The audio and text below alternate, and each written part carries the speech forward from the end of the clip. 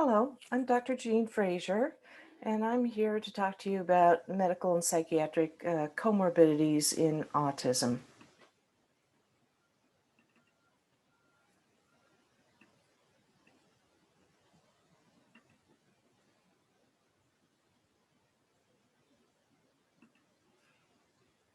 So the title of my presentation is Mental Health and Medical Challenges in Autism Spectrum Disorders. The objectives of this presentation are for you to be able to describe medical comorbidities seen in those individuals with autism, to describe psychiatric co-occurring or comorbid conditions seen in those with autism, and to have a frame for whether an individual's functional impairment stems from the mental illness or from the autism itself. Now, autism, as you know, is a very diverse disorder. No two individuals are the same. I like to think of individuals with autism as being similar to snowflakes in that regard. There's a wide range of intellectual levels, communication abilities, and behavioral challenges. This is a complex slide, but at the center you see core autism spectrum disorder symptoms, and on the periphery you see all of the listed possible comorbidities, including cognitive, behavioral, medical, biomarker, and genetic comorbidities. So in terms of the overlap between medical comorbidity and psychopathology, it's important for you to have a frame about individuals with autism. First of all, the majority of them actually have a very poor ability to report physical symptoms and sources of distress. They have unusual pain tolerance. They have missed medical problems that actually may drive surface behaviors that resemble psychiatric disorders. So for example, if a child has an earache and is not able to adequately use his or her speech to describe where the pain is, you might see a child that becomes more irritable, has more externalizing behaviors, poor appetite and sleep, and motor restlessness. Now, what are the prevalences of medical conditions in adults with autism versus adults without autism? This data actually was presented by Lisa Krohn, and it stems from the Kaiser Permanente data set. And what you can see is the adults with autism are in the darker green, and the adults without autism are in the different shade of green here. And cardiovascular disease, diabetes, obesity, GI problems, sleep disorders, and epilepsy all occur more frequently in those with autism.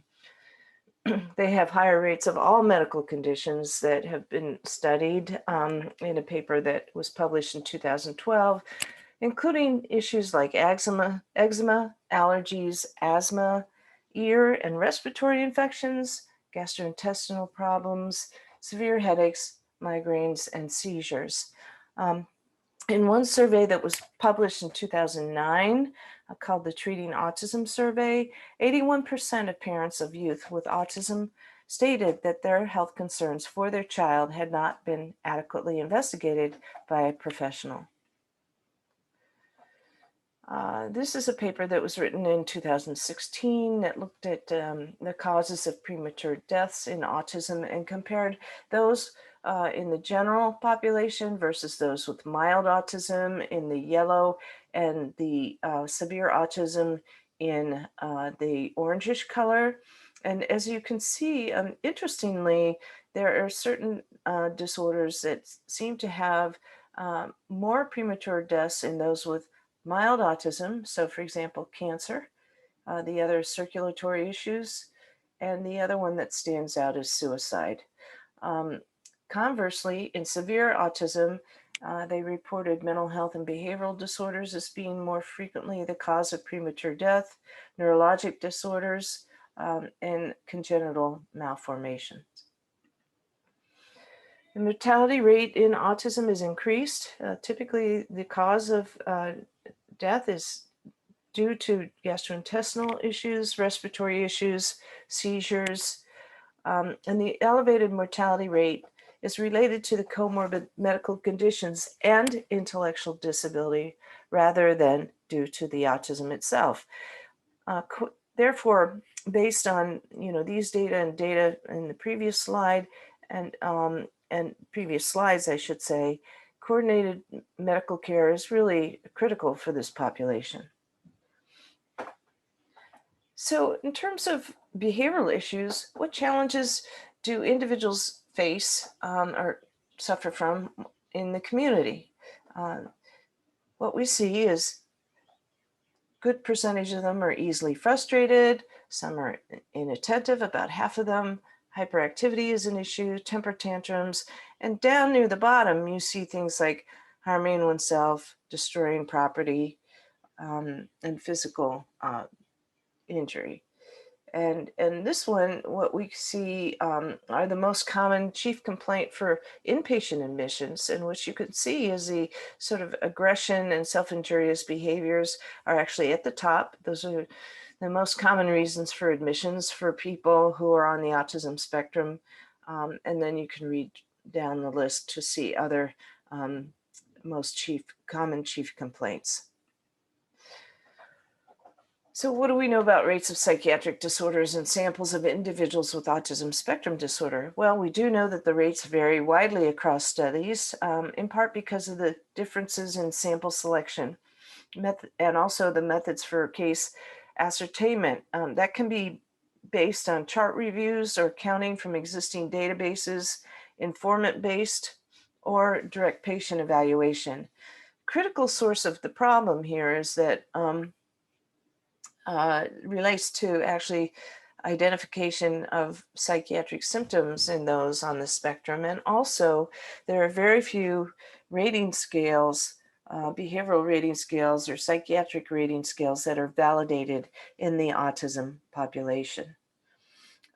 Similar to the slide that I showed on all the comorbidities in autism, this is a Venn diagram of psychiatric comorbidities that we see in autism.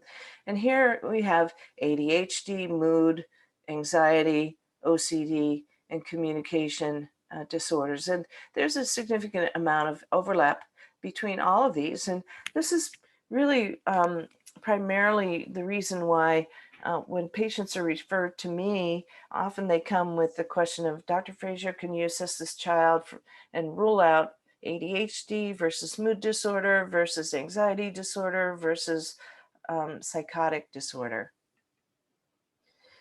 So what is the prevalence of psychiatric conditions in adults with autism versus adults without autism? Again, these data emanate from the Kaiser Permanente study that was published in 2015, presented by Dr. Lisa Crowan. And you can see here in terms of it, there's a significant amount of anxiety, nearly 30% in those with autism compared to, probably about 8% in adults without autism.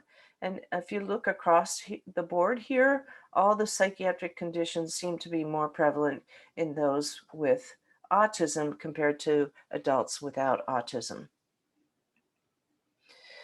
This is a study that was published in 2006, and these investigators were really interested in validating actually an instrument specifically for this population that was modified from the Kitty's SADS diagnostic instrument. And they were looking at comorbid psychiatric disorders in autistic children. And what they found is that a good 27% didn't have any psychiatric condition, and about 22% had one, and more commonly, 30% had two psychiatric comorbid or co-occurring conditions. And you can see also a significant number, a percentage had 3, 4, 5, and 6 co-occurring psychiatric conditions. The top 3 psychiatric conditions were specific phobia in 43%, OCD in 37%, and ADHD in 31%. Now, this particular publication by Rosenberg et al. In 2011 looked at community diagnoses of psychiatric conditions. In other words, what diagnoses are community-based providers giving to individuals with autism? This was based on a parent survey, and what they found is that about 37% of individuals on the autism spectrum had ADHD, approximately 26% had comorbid anxiety, 11% had comorbid depression, and 5% had bipolar disorder, and 1% had psychosis. So anxiety in youth with autism, it's the most common presenting problem for school-age youth. And it's the social disability that goes along with autism actually may engender anxiety in higher functioning youth. The prevalence across studies varies between 11 and 84%. And the most common anxiety disorders are simple phobias, generalized anxiety disorder, separation anxiety disorder, social phobia. And OCD is common too, but it's not, in DSM-5 is not considered amongst the anxiety disorders. It has its own diagnostic categorization. So this is a paper that I published a while back, and we were interested in whether the symptoms and the pattern of symptoms in individuals with PDD, which is an old term for autism, of ADHD were similar to children who had ADHD and no autism or PDD.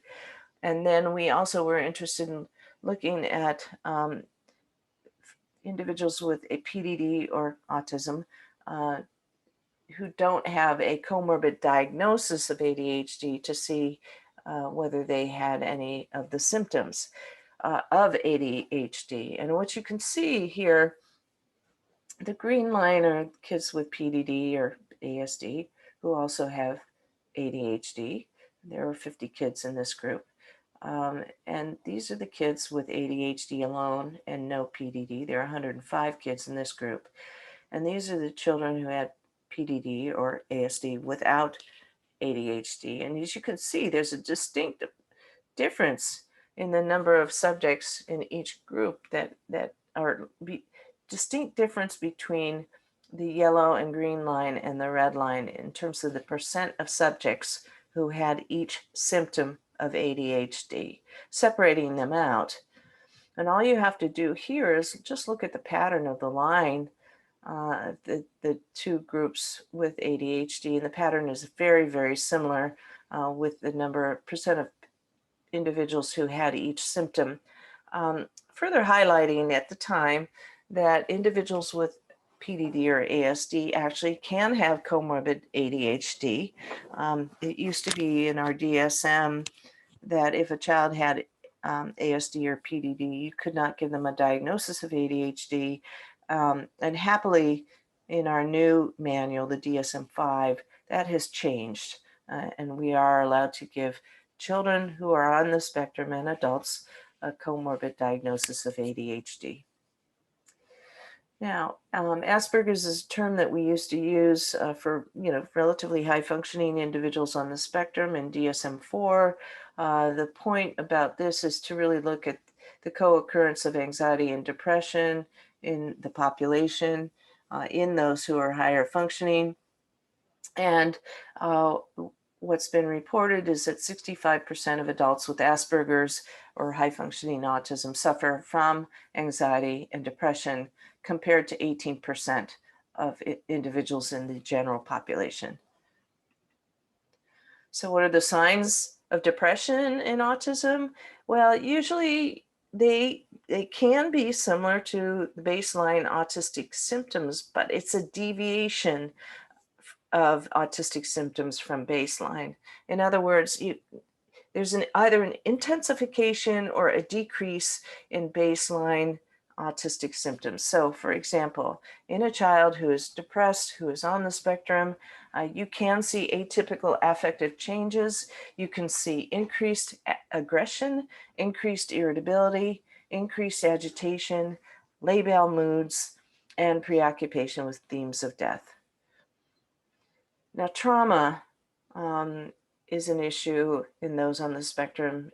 Individuals with autism are they're a vulnerable population, and youth with autism are at up to 10 times greater risk for trauma exposure.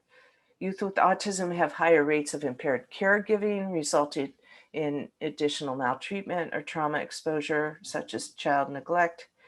Maltreatment is associated with higher rates of aggression, hyperactivity, and tantrums in children with autism. And data shows that 46% of youth with autism experience significant bullying by peers, with recent meta-analyses suggesting it's as high as 67%. They have 3 times greater risk of suicide if they have experienced trauma compared to youth without ASD. So what about suicidal ideation attempts? People with autism actually attempt suicide 4 times more often. They complete it 8 times more often. And what are the unique risk factors for suicide? Well, they're rooted in personal relationship conflicts. As I mentioned before, they can be subjects of bullying. They have poor interpersonal problem-solving skills, impulsive behavior, difficulty with perspective taking, and older individuals with autism may be exposed to more social pressures and expectations to conform, and may be more aware of their differences than younger children, and therefore may be more affected by them. In terms of comorbid bipolar disorder, there are a number of studies that have reported on this. One study that was published in 1997 indicated that 27% of youth with autism also had bipolar disorder, or they consisted of 12% of all the children in the overall sample who had bipolar disorder. Another couple of studies looked at individuals with autism who also had a family history of bipolar disorder and compared those without a family history of bipolar disorder. And those youth with a family history of bipolar disorder had extremes of affect, cyclical moods, intense obsessive interest, and neurovegetative symptoms and regression. The symptoms of bipolar disorder may be masked by the symptoms associated with autism. Again, in this case, baseline behaviors of autism may become more intense and exaggerated during manic or depressive phases. So, for example, I had one patient who was really interested in cleanliness, but when he was manic, he would stay up all night and actually wash and rewash all the clothes in the house and use up all of the laundry detergent in the house. The key is to look for a distinct change from baseline and for episodes. So what about the overlap with childhood onset schizophrenia? Let me give you some data. So up to 55% of individuals with childhood onset schizophrenia, which means the onset of psychosis before the age of 13, have pre-psychotic developmental disorders with similarities to autism. They can have language delays, motor development abnormalities, deficits in communication and social relatedness. And in the NIMH study of childhood onset schizophrenia, 28% of the children with childhood onset schizophrenia had comorbid autism. So why is there confusion between the two, between autism and schizophrenia? Well, the symptoms seem at times to overlap. Impairment in nonverbal communication may be confused with social withdrawal and schizophrenia. Lack of social reciprocity or emotional reciprocity in autism could be misconstrued as affective flattening, abnormal preoccupation, and stereotypic interests could be confused with delusions, and so on. So, in terms of differentiating psychosis from autism, thought disorder and bizarre behavior actually are pretty unreliable due to the fact that they also are core symptoms of PDD or autism. Delusions are the most reliable symptom complex, but this should be viewed cautiously as individuals with autism have an unusual worldview and idiosyncratic obsessions that also are seen. Auditory hallucinations should be differentiated from self-talk or pseudo-hallucinations, but delusions and hallucinations themselves together and collectively are the hallmark of psychosis. So how do you determine the etiology of dysfunction in individuals who have both autism and a serious mental illness? This is one example, and this is what we do in clinical practice and detective work. One thing you should know is that many people on the autism spectrum, I would say the good majority, are pretty connected in schools and have IEPs, and they're evaluated at pretty consistent intervals. And most of them come with neuropsychological testing. Many of them have a global assessment of functioning. And you can look at those, the testing pre and post the onset of a serious mental illness. So this is actually a case of mine. And he was diagnosed at 3.5 with autism. He had the neuropsych testing done, global assessment of functioning done. So his GAF was 61. His neuropsych testing showed that he was average to above average. At age 12, he had onset of serious mental illness. And after the onset of illness and despite treatment, his GAF was 41 and his neuropsych testing had declined. And he was tested at being very low to average. So obviously, in this case, he was functioning fairly well prior to the onset of mental illness. After the onset of mental illness, despite active treatment for the mental illness, he had a significant decline in his GAF and his neuropsych testing. So in this case, the impact of the etiology of dysfunction clearly was due to his serious mental illness. So in terms of general interventions and the aims of general interventions, clearly overall we want to reduce unsafe behaviors, we want to improve self-regulation skills, we want to increase positive social interactions, increase parent-guardian management skills, and for those who are in the inpatient unit, acquire adequate community supports to sustain post-discharge if they're on the inpatient unit. In terms of treatment for autism, it's multimodal, and typically it involves behavioral, educational, and sometimes pharmacological. It's important in the treatment to target the appropriate developmental stage of the individual. Mainstays of treatment include autism-specific interaction-based therapies, including ABA, CERTs, and there are many others. Speech and language therapy, social skills group, like a lunch bunch at school.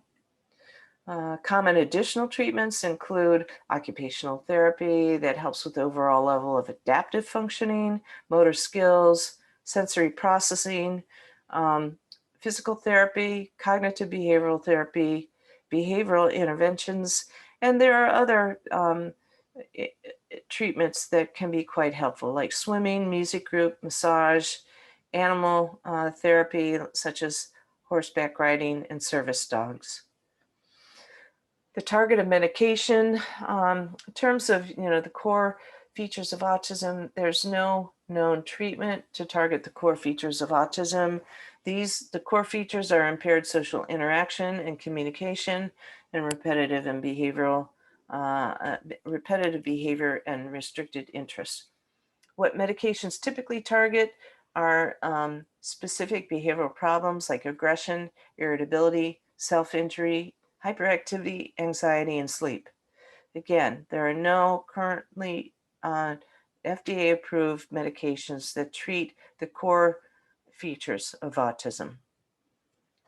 The most common drug classes in autism that are used are selective serotonin uptake inhibitors like fluoxetine or sertraline. And there are others, atypical antipsychotics like risperidone and aripiprazole. These two agents are actually FDA approved for children with autism and irritability. Stimulants are also used for the comorbid ADHD, atomoxetine, and alpha-2 agonists. So with that, I'm going to wrap up. And so the key take-home points of this presentation are for DSM-5, there's one category for autism with two core symptom domains that have specifiers. Autism is a complex disorder. And finally, and most importantly, it's important to know about and to assess for medical and psychiatric comorbid conditions. And with that, I'd like to thank you for your attention. Take care.